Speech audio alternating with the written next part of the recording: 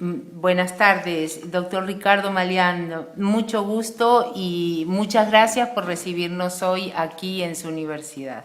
No, muchas gracias a usted. Bueno, me gustaría presentarlo para los estudiantes. El doctor Ricardo es premio CONEX en 1986 por sus investigaciones en ética y en el 2012 Premio Nacional en la categoría Ensayo Filosófico por sus trabajos sobre ética convergente.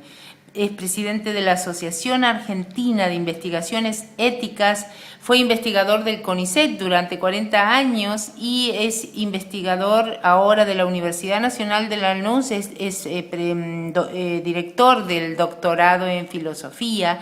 Bueno, y lo más importante es que divide su tiempo entre la escritura filosófica, que es bien compleja, y las clases. Entonces, pues bienvenido y queremos empezar con la primera pregunta. Si nos puede explicar en palabras sencillas, aunque yo sé que es mucho pedir, ¿qué es el concepto tan interesante de ética convergente por la que se le otorgó el Premio Nacional 2012?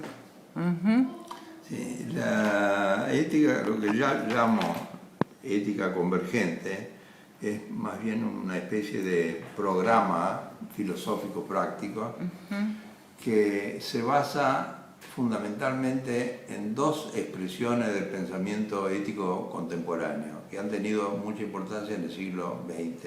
En la primera mitad del siglo XX entiendo que ha tenido mucha importancia el pensamiento de Nikolai Hartmann, lamentablemente un pensador bastante olvidado en estos momentos en Alemania, incluso en Berlín.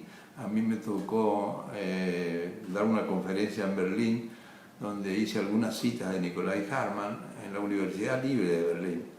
Y algunos estudiantes se me acercaron a preguntar quién era ese Nikolai Hartmann. Así que lo gracioso es que un argentino venga a explicar a los propios Por cierto, berlineses, además, quién había sido Nikolai Hartmann. Bueno, Nikolai Hartmann es un representante de lo que se conoce como ética material de los valores, que había sido inaugurada poco antes de él por Max Scheler. Y que Hartmann, con algunas críticas a Scheler, fue desarrollando en su ética, una ética de casi 900 páginas, donde trata especialmente, y esto es lo que Hartmann ha captado de una manera muy personal y ha descubierto, diría yo, ha captado muy bien el carácter conflictivo de todos los fenómenos morales. Y esto se refleja en su tratado de ética. Entonces siempre me impresionó esto. Pero al mismo tiempo me resultaba algo débil la fundamentación ética que propone la filosofía de los valores, tanto la de Scheler como Hartmann. Si cuando uno habla de fundamentación ética, lo que quiere decir es, tengo posibilidad de explicar el porqué de las normas morales, por qué se debe hacer algo, sea lo que sea, digamos, al margen de las diferencias que hay entre los distintos códigos morales, ¿no? Pero por qué hay ese carácter de obligación o de deber moral.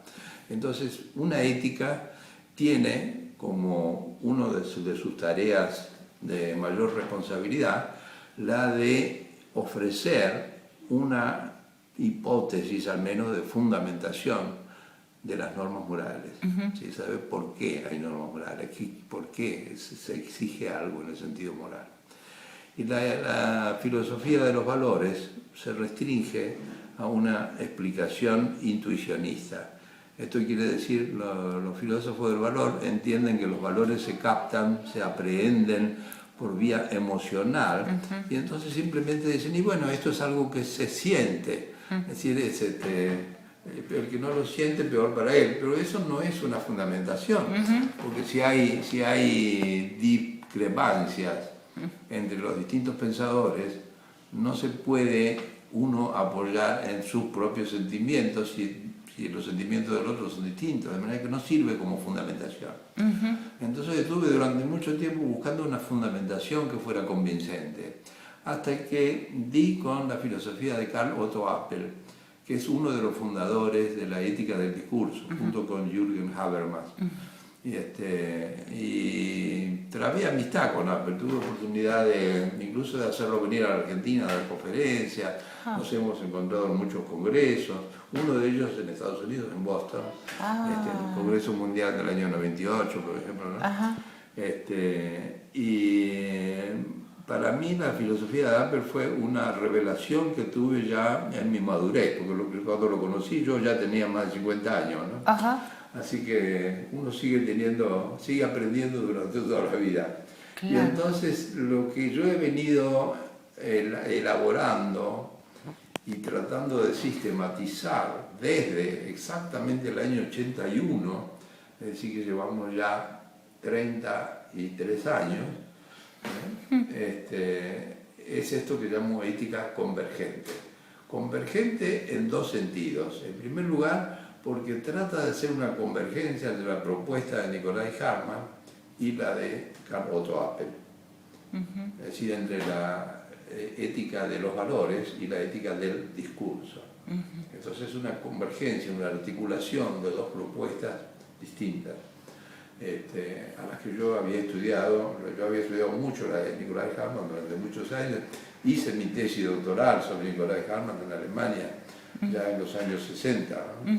Así que la tenía muy bien trabajada, pero la revelación que tuve con la propuesta appeliana fue tan importante que me decidió a ir elaborando eso que ahora he llamado ética convergente. Uno de los motivos es esta articulación de dos concepciones distintas, como son la de Apple y Hartmann, pero otro es el hecho de que la propuesta de la ética convergente se basa sobre todo en una concepción de la racionalidad. Yo entiendo que la razón es bidimensional, tiene una dimensión fundamentadora y una dimensión crítica. Cuando hablamos de razón, estamos hablando de dos actitudes distintas. Una es la de preguntarnos por qué, el porqué de las cosas. Y otra es la de la crítica, es decir, la de desconfianza de las respuestas que se den en el sentido de la fundamentación. Claro. Y entonces lo propio de la razón es participar de esas dos funciones que parecen contradictorias, pero que en realidad son complementarias. Complementarias, claro. Y entonces yo me baso también en la definición que hacía Kant de la razón, cuando decía que la razón es la facultad que proporciona principios a priori.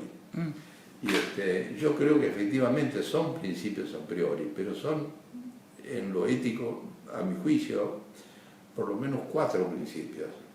Hay un principio de universalización, que es el principio reconocido por Kant como imperativo categórico, por ejemplo, pero también hay un principio de individualización y de diferencia, que es en lo que ha insistido mucho el pensamiento llamado postmoderno, ¿no? Se lo piensa Derrida, Deleuze, Lyotard, ¿no?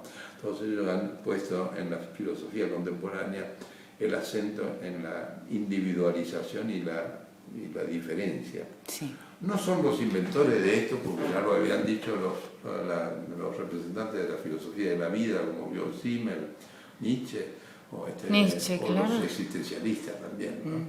Así que en realidad esto es una continuación de esa línea de pensamiento, y creo que hay que tenerla en cuenta.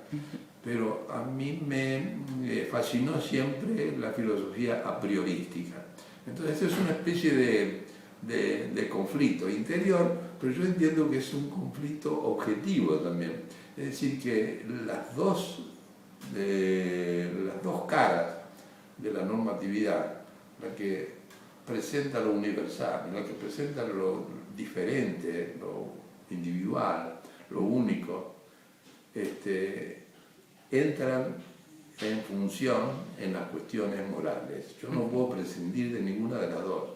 Y esto sí lo había visto Nicolai Hartmann. Nicolai Hartmann decía siempre, dice en su ética, ¿no? Que el gran problema ético no es el de la contraposición de bien y mal, sino el de la contraposición de bien y bien, o de mal y mal. porque hay siempre conflictividad, digamos, ¿no? La visión de la conflictividad que tenía Hahnemann es lo que he tratado yo de combinar con el tipo de fundamentación a priorística basada en la semiótica, en la lingüística que hace Apple, lo que él llama pragmática trascendental. Entonces, he tratado de combinar estas dos. Pero volviendo al otro sentido de convergencia, lo que yo quiero decir es que la solución que tiene que buscar la ética como disciplina filosófica a los conflictos es la mayor convergencia posible entre los principios. Si yo reconozco un principio como válido, no puedo dejarlo de considerar en mis propias acciones. Es decir, lo tengo que considerar. Ahora, si estos principios están en conflicto entre sí, me veo en dificultades. Y entonces la ética convergente es un largo intento de ver de qué manera se puede maximizar la convergencia entre principios opuestos. Es importante decir que los conflictos que realmente interesan no son los principios, los conflictos entre principios filosóficos. Los conflictos que interesan son los conflictos prácticos, empíricos. Prácticos, sí. Por ejemplo, el conflicto de intereses, etc. Pero cuando yo trato de resolver un conflicto, tengo que apelar a un principio racional. Si entiendo que una solución tiene que ser razonable y tiene que ser racional. Entonces tengo que preguntarme cuáles son los principios de la razón. Pero resulta que me encuentro con que la razón misma, por esa bidimensionalidad, tiene más de un principio. Yo creo que tiene 4. Así que tenemos universalización, individualización, desde el punto de vista sincrónico, por así decirlo. Y si uno ve desde el punto de vista diacrónico, se encuentra con el principio de realización y el principio de conservación. Dejamos las cosas como están. Exacto, o hacemos algo nuevo. Transformamos o conservamos. Eso se da mucho en la educación también. Educamos para que el educando se adapte a su sociedad o más bien para que la mejore y la transforme. Claro, sí. Se da en todos los ámbitos, eso es un ejemplo, ¿no? Es un ejemplo. Sí. No, magnífico. Entonces, conectado con esta pregunta, me gustaría saltar a la pregunta, a ver, ¿dónde está lo de la ética aplicada? Porque para ver, sí, acá la pregunta número 5, le digo, ¿podría darnos un ejemplo de conflicto de deberes? La pregunta 5, que menciona en su entrada del diccionario y su relación con el pensamiento alternativo. Es decir, un conflicto de deberes, por ejemplo... Hay un conflicto clásico que sí. Ya había sido expuesto por Kant y al que siempre se vuelve de alguna manera. Hay muchos conflictos clásicos, ¿no? Ajá. Pero el conflicto clásico es si hay un deber de no mentir.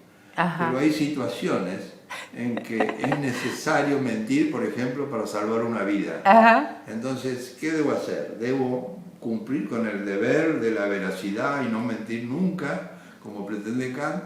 O hay ocasiones en que tengo que mentir y que incluso mentir se convierte en un deber. Entonces esto es paradójico, tengo el deber de no mentir y a veces tengo el deber de mentir. Claro. ¿Y qué quedamos, no? Exactamente, entonces hay un conflicto de deberes. Claro.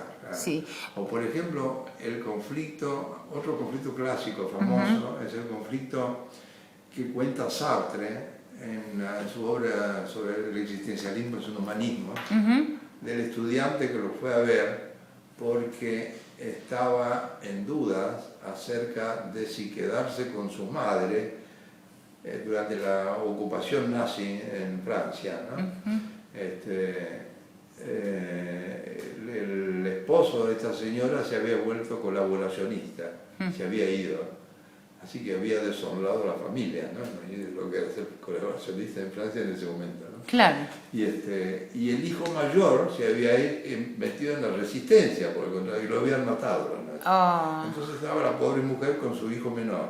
Y este hijo menor era alumno de Sartre. Y Sartre lo va a ver este chico a Sartre para preguntarle qué hace, porque tiene la oportunidad de ir a Inglaterra a enrolarse en la fuerza francesa libre que está organizando el general de Gaulle para la futura invasión a Francia, ¿no? La recuperación de Francia. Y por otro lado piensa, pero ¿qué hago con mi madre? Mi madre la dejo sola y está desesperada porque ha perdido ya a su esposo y a su hijo. Y entonces este es el conflicto que Sartre no resuelve. No lo resuelve, Sartre, claro. como buen existencialista, le dice, elija. Elija usted. Elija usted y lo que elija estará bien, ¿no? Bueno, yo estoy en desacuerdo con eso. Creo que en los conflictos se debe buscar siempre alguna aproximación. Ajá. Si hay dos deberes en pugna, hay que buscar la forma de conciliar esos dos deberes. Claro. Hay que buscar la forma. Siempre es difícil, pero Sí. no es imposible. Digamos. No es imposible, claro que sí. Hay conflictos que son insolubles, no cabe duda. Hay conflictos, algunos son insolubles, pero de antemano uno no sabe si un conflicto es soluble o es insoluble. Y esto es lo que le da carácter dramático a la conflictividad. Claro. No saber de antemano si hay posibilidad de un conflicto, de una solución. Yo creo que algunos conflictos son solubles, ¿no? Y entonces la ética tiene que tratar de proporcionar, este sería también su lado práctico, su lado aplicado a las situaciones más empíricas y concretas, tiene que tratar de proporcionar criterios de solución razonable en casos de conflictos empíricos. Muy bien. Y entonces yo le quería preguntar, saltando a la pregunta 9, ¿podríamos decir que en la posmodernidad estamos viviendo tiempos amorales, no inmorales, sin ética, sino amorales, como era el universo de la pregunta 9? En el universo de la épica, por ejemplo, en los poemas homéricos, que son mundos amorales. Amorales. Claro, Sí, es decir, claro. sin moral. Y cuando los hechos imponían su acaecer más allá del horizonte del bien y del mal, que después sí va a señalar la tragedia. Pero la épica es una suma de hechos verificando un código de honor y realmente no hay conflicto en la épica. Claro, yo no creo, personalmente no creo que se pueda llamar amorales a los poemas homéricos, porque más bien representan la inauguración de un tipo de moral que fue mantenida por casi todas las polis griegas durante los siglos siguientes a Homero, es decir, el siglo VI, siglo V, siglo IV, ¿no es cierto? Donde todavía se creía en la ética griega, una ética especial, sí, que no tenían los demás, que eran bárbaros. Porque sí, hasta los persas eran bárbaros. Sí. Tenían una civilización milenaria. Ya mucho pero eran más bárbaros. Pero para los griegos los persas eran Hasta los macedonios eran bárbaros. Claro, Alejandro los Magno. egipcios eran bárbaros. Pero en el siglo V ya se comienza a cambiar esto, por obra y gracia, digamos, de las discusiones de Sócrates con los sofistas. Es decir, Atenas tenía una sociedad conservadora, elitista, muy tradicionalista, y al mismo tiempo, aristocrática. Después de la guerra con los persas, y la manera como se había enriquecido Atenas, el famoso milagro griego, se habían encontrado con que acudían a Atenas gente de otros lugares, y así llegaron los sofistas, que traían, entre otras cosas, traían el relativismo moral. Claro. Eran los primeros que se animaban a decirle a los griegos, miren que los que ustedes llaman bárbaros tienen su propia lengua, porque bárbaro venía de hablar barbar, que no se entiende. Bla, bla. Tienen su lengua tan perfecta como la nuestra, y además tienen sus códigos morales que también son razonables, de manera que la moral es relativa. Entonces esto ofendía mucho a la clase conservadora y planteaba un relativismo ético. Sócrates no pertenecía ni a uno de los grupos, sino que discutía con ambos. Entonces la ética se comienza a elaborar a partir de Sócrates, por más que no hay todavía una ética como disciplina, eso lo va a fundar Aristóteles recién. Claro. Pero ya Sócrates... Con la ética Nicómaco. La ética Nicómaco. La ética, claro, Nicomaquea. Nicomaquea. Que ya es del siglo IV, claro. ¿no? Y entonces, trayéndolo ya un poquito para cerrar, trayéndolo a los tiempos modernos, ¿qué tipo de ética estamos viviendo ahora en el siglo XXI? En estos momentos que se llamaron posmodernos o posthegemónicos, postneoliberales, o son los post de los post. Sí. Sí, lo malo sería que se hable de una postdemocracia. Yo creo que no, que hay que confiar todavía en la democracia. Eso es importante. Y que es una de las cosas buenas que nos quedan. Yo recuerdo, en el libro que estoy escribiendo yo comienzo con esta frase, ¿no? Recordando que en un intercambio de cartas por mail con Valls Plana, que era un filósofo comentarista de Hegel, catalán, nos escribíamos. Un día que parece que estaba con muy mal humor, me escribió diciéndome: este mundo está mal hecho. Entonces yo le contesté: me alarma que lo diga un hegeliano. Y él me contesta, me dice: ¿quién te ha dicho que soy hegeliano? Soy comentarista de Hegel. Bueno, yo digo, quizá sea cierto que el mundo esté bien hecho, si es que en definitiva es algo que está hecho. Por alguien o por algo. Porque ha existido siempre, ¿no? Pero hay algunas cosas buenas, y entre esas pocas cosas buenas, la democracia me parece que es una de las principales. No sé si con esto me parece que me alejé de su pregunta, ¿no? Sí, no, entonces sí, la pregunta es ¿qué tipo de ética estamos viviendo en este momento? Sí. En primer lugar, la palabra ética se suele entender de dos maneras distintas, y que a veces son contrarias y que se presta mucha confusión. La palabra ética y la palabra moral. Generalmente, y de manera convencional, y la que usamos en las clases, por así decir, es que la ética es la reflexión sobre lo moral. Y lo moral comprende todas las costumbres, las actitudes, las mores, los códigos de conducta, las normas, los valores preferidos de una comunidad determinada, ¿no? Eso se llama la moral, ¿no? Y la ética es la reflexión general sobre las características de eso, que es el ethos, ¿no? Justamente viene ética. El ethos. Esta es una significación.